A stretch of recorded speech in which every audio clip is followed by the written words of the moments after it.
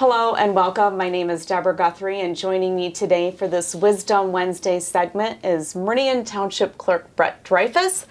There is a proposal on the May 7th ballot, an Okemos bonding proposal, and Clerk Dreyfus is here today to talk with us about absentee ballot and registering to vote. Thank you so much. I'm always excited to be here. There's some new rules Yes, that there were is. put into place, and so we felt it very important to invite you on and to talk about talking about absentee ballot and what that whole process is, what some of the new rules are, so that people at home will know. Yes.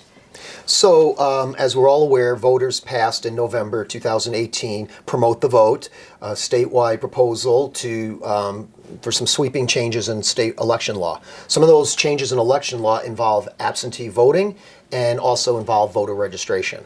So it's not real complicated, so I'll just throw it out real quickly. What were the key points that we need to now be aware of? So the election is May 7th, and the election takes place only for residents and voters who are in the Okemos School District. And there are 11 precincts in Meridian Township that are in the Okemos School District. So the rest of the township will not be voting on this school millage. The deadlines for it are as follows. If you are not a registered voter and you want to vote in this election, the law has changed and you can now register up through and including election day. Okay. So the dates that you can register the normal way, which is at any Secretary of State's office or coming into the township office or into the county clerk's office, is the deadline is April 22nd. That's been moved. So that's 15 days before the election. So you have up until April 22nd for any non-registered voter to register the normal, typical way that they've always registered. Okay. If a person does not do that and they want to vote, they can now register between April 23rd, the next day, and May 7th, election day, and they have to come to the Meridian Township Clerk's office. Okay. They come to the clerk's office, they'll get a simple registration form, you fill it out, and you'll be registered to vote. Now, keep in mind that if you decide to do that on election day, on Tuesday, May 7th, you have all day to do that. Once you register to vote, you have to go to the precinct and vote. You'll have to vote at that precinct. Okay, at the polling, where you vote. Correct. At the polling location. Correct. However, if you do come in at the end, you would have the ability to vote by absentee ballot since it's your first time. Since it's your first time registering to vote, there's allowed that you can vote by absentee ballot if you're registering on election day itself. So you'll be able to vote in the building, in the township building, via absentee ballot in that situation. Okay. So that's how it works for voter registration.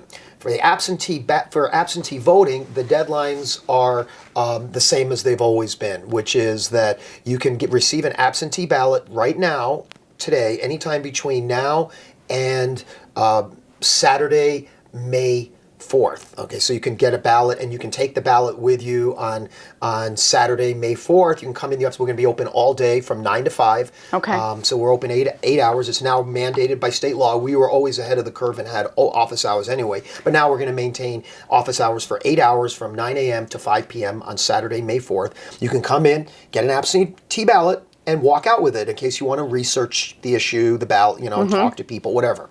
Or you can vote in the building.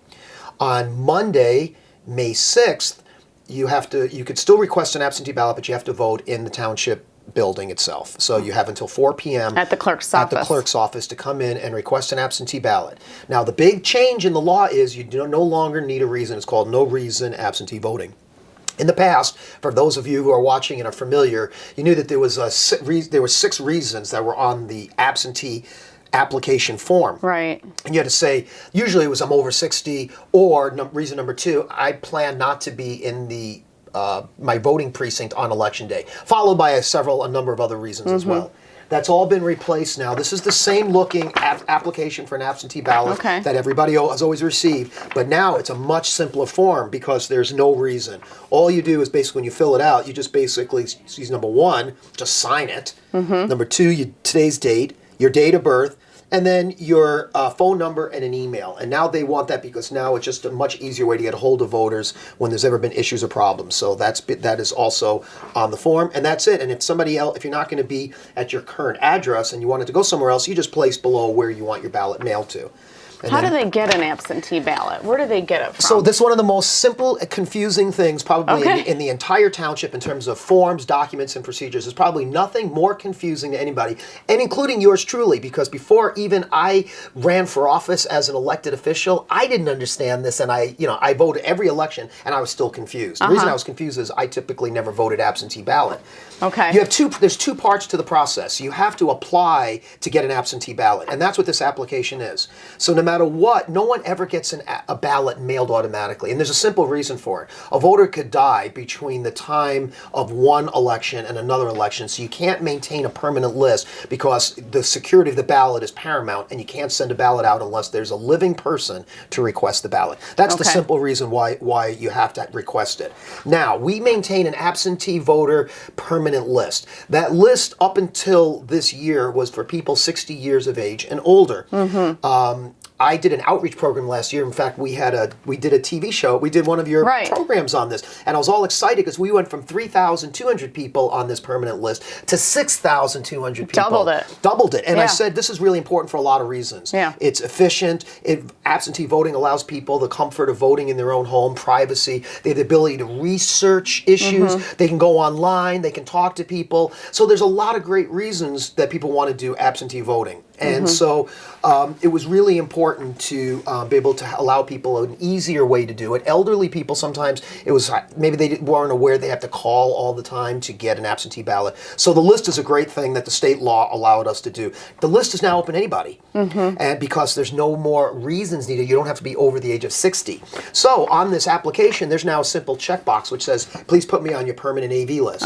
So in the last couple of weeks, I've had a number of calls from citizens going, why am I not getting my ballot in the mail? I've checked off your thing last year. I checked off this other list. I'm always checking off this, and I go, you're a great citizen. You're on top of your game. And then I explain the law to them. And they go, oh. I go, you're always going to have to do it. But the good news is you're going to get your application mailed to you automatically. You don't have to request that. So that's the convenience. The application comes to you in the mail. You get it. You fill it out. And if you're not on the list, you can now check off to be on the list so that you don't have to ask for it anymore. So if they don't receive it in the mail, let's say I'm going to use me as an example because I've never been an absentee voter. So I don't think I've received something in the mail. You won't. I would go online to the Secretary of the State of Michigan and fill out an application. This is all part of the education process, just as we're doing now. People have to know what to do. There's a number of ways you can do it. You can print one out on a website. You can't do anything online with this, but you can print it out online. You can print one out. You can go to the Secretary of State. You can come to the clerk's office. You can call up the clerks. Many people, if they've got if they're savvy in terms of like, you know what, I'm just going to give a call. That's a good way to do it. You can just call and then we can just mail it. You can mail you the application. So you can do it that way, and that's an easy way to do it. So I can go to the Secretary of State office. I can go to the county clerk's office. Correct. I can go to the township clerk's office, which is 5151 Marsh Road, by the way, since we've mentioned it several times. And the phone number is 853-4300. And if you call us, I can call. We'll put you on the permanent AV list, and we'll mail you out an application. Okay. All right. So that's absentee ballot.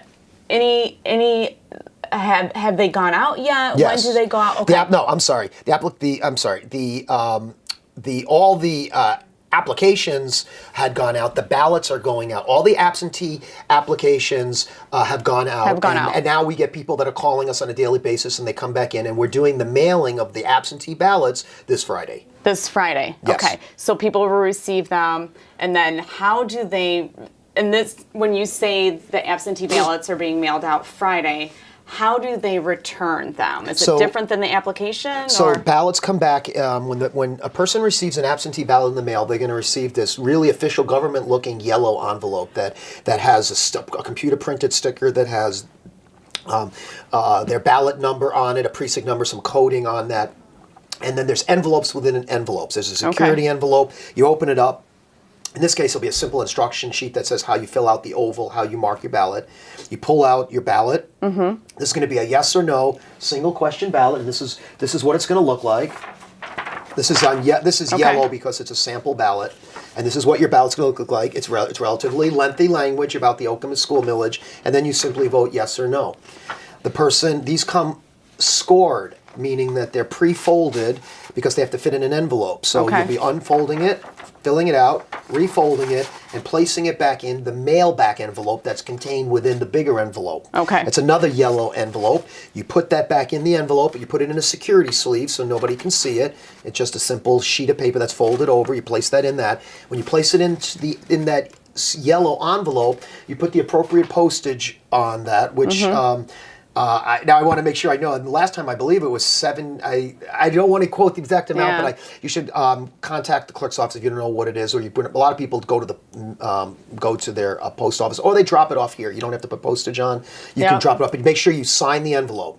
You have to sign it. If you don't sign it, it does not count. So you sign the envelope. Appropriate postage on it. Appropriate postage, and you can either mail it. You can mail it. You can drop it off at the drop box in front of the Township Municipal Building. Right. You can come in the building and hand it to the clerk's office, or you can place it in a secure lockbox that's on the counter of the clerk's office and not wait around as well. It's a metal absentee ballot voting box Correct. that's at the clerk's office. Correct. Okay. And then people sometimes are curious what happens to the ballot. Do we look at it? People have joked to go, do you look at it and throw out the ones you don't like? And, it's all, by state law. You would have been gone a long time ago if that happened.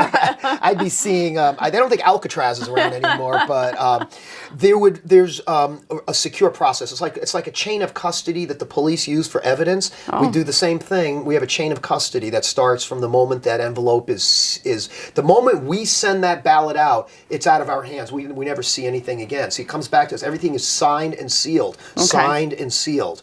And so when it comes to you, you send it where? It goes to in our back room, which is a locked, secured facility, and only authorized election inspectors can go in there. Other people do not come into this room. Okay. The envelope is never opened until Election Day. The envelope is sealed. It is scanned and entered into QVF, which is the qualified voter file, so that it's the system knows that we've received back the ballot. So it's now tracked and it's accounted for. Then it goes into these trays, these precinct by precinct trays, and they're stacked in our secure locked facility. On election morning, typically we're talking 6 a.m. or the night before, the AV counting board is located in the police station, in our secure police station. And on the second floor, we have a room that's used for the AV counting board. All of those secured ballots that have never been looked, those absentee ballots, are all placed in trays in a methodical way around the room, and we have high-speed tabulators. We have equipment that slices open the ballots, and then we have the team of workers that's set up like an assembly line to open, process, account for things, process it, and deal with any ballot errors and problems that may be occurring along the way. Plus, we have to duplicate ballots. We have overseas ballots and others that need to be re-entered again. So all that is part of the absentee voter counting board. Then and only then are the ballots opened, processed, and tabulated. And then afterwards, they're placed in sealed ballot bags like any other ballots. Those ballot bags are done with a state sealing certification process. Every step of the way, the seal numbers have to match the paperwork and the designated people responsible. And it's two people, a member of the Democratic Party, a member of the Republican Party, are always involved in that. So the ballots afterwards are kept secure. The absentee ballots are secured because there will be an audit. There's always a chance of a random audit, and in case of a recount. So it has to be, the precinct has to be recountable, and so you have to have the right seals in place, and the absentee voted ballots are treated exactly the same as any other kind of ballot in terms of post-election security processing and disposal, which takes place 22 months after or X number of months after the election. Can we talk about the military a little bit? Yes. Is there a deadline for them to send their... We have our deadline. It's 45 days. So it was last Saturday. We had our deadline, which means that everybody that submitted it, we have to get ours out. Now, if they still come in, we still send them out. But our deadline is anything that we've received where we have what's called federal postcard applications, FPCAs on file, and that's good for 1 year. That means we have to get them out. So we had 3, and we mailed out 3 for the Okemos. That means there were 3 voters in the Okemos School District that were military or overseas voters Okay. that received a ballot that we sent out last Saturday. The 45-day deadline is set up so that it gives plenty of time to go travel anywhere it needs to go in the world or to any military base. Do they have a deadline when to return it? Yeah, the goal is they need to return it by Election Day. Okay. All right. And if they don't, and so we keep the ballots, it can be a provisional ballot, and it can be counted afterwards. But Yeah, the goal 'cause- is to get it in by Election Day. Right. And there have been issues in the past. I mean, this is always it's an area of contention. I would suggest that we do do a program on overseas voting specifically because there's some unique aspects to that. But in a nutshell, anybody that is overseas has their last address is here in Meridian gets to vote in a Meridian ballot. It's federal law. And so the easiest way to do that is go online and just type in Federal Postcard Application, FPCA. There's an entire website set up. It's very simple. The website is designed, and it literally has the last iteration that I saw like a month ago had 1, 2, 3 as one of the key how to get started. Literally, 1 is simple, tells you what to do. 2, you fill out the thing, and 3, you can print out your form, and boom, you can mail. And it even has links to fill out. It goes automatically to the clerk's office. It's not going to go via email or online. Right. I mean, it's going to auto-populate part of that form, and then you'll have that FPCA that you can send in and be able to receive, get an absentee ballot and have that for your voting record, basically. Okay. Do you want to recap any deadlines for us real quick? Okay, so anybody can register to vote all the way up through Election Day itself, which is May 7th. The Election Day, remember Election Day, we're open from 7 a.m. to 8 p.m. You can come in at any time if you want to register. If you're registering, if you want to register the normal way and not come in person at any point, you can register up till April 22nd. But the last 15 days, from April 23rd to May 7th, you have to come in the clerk's office, and then once you're registered to vote, you can request either an absentee ballot or you can go to your voting precinct on Election Day and vote at your precinct. Absentee voting deadline is you can receive an application for an absentee ballot anytime between now and May 6th, okay, on Monday, May 6th. The last day that you could actually take it away from you and come, if you want it, and have it at your house and leave the building is Saturday, May 4th. Okay. If you want to vote on Monday, and it's the best time for you to do it, which is the day before the election, you come in the building between 8 a.m. and 4 p.m. and you can vote your absentee ballot here in the building. Those are the key deadlines that you need to know.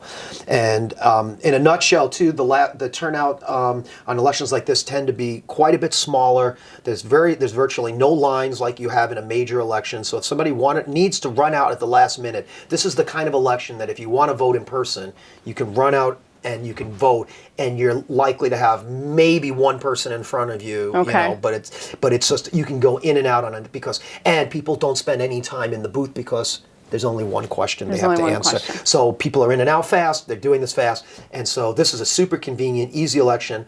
And I make a pitch: if you're in Okemos and your tax dollars you need to weigh in on this issue. This is your money, this is your millage. Weigh in and vote and get your voice heard at the ballot box. And the clerk's office is located inside the Meridian Township Municipal Building at 5151 Marsh Road in Okemos, just north of Meridian Mall. The phone number at the clerk's office is 517-853 4300. And one more pitch. Okay. We have a full contingent of election workers for this one because it's only 11 precincts. In August 2019, we're likely going to have a road millage. It's not guaranteed. The board hasn't approved it, but the handwriting's on the wall. It looks pretty clear that we most likely will have a road millage. The entire township, that'll be all 19 precincts, are going to be involved. We're in a constant move. We've got 40 new people last year. We still want to election get workers. For election workers, and you have availability to work the whole day, which is a long day from 6 a.m. to 10 p.m. But it can be very valuable in terms of meeting your neighbors. You get paid $11 an hour, make a nice paycheck, helping democracy function, learning how elections work. We have a new type of training. It's by precincts now. We have team-based training. So it's always been hands-on, but now it's hands-on with your own team members. And so we're trying to help build that team camaraderie, and we found that it's very effective, and we're getting a lot of positive feedback on that as well. So if you want, contact the clerk's office also, and we'd be happy to you fill out an application, and we can possibly get you on board for either the August election or a future election that would be coming up, maybe one in November. Brett, thank you so much. I appreciate you coming on Thank you. Sharing this information with the township residents, and I want to thank you for watching. Thank you.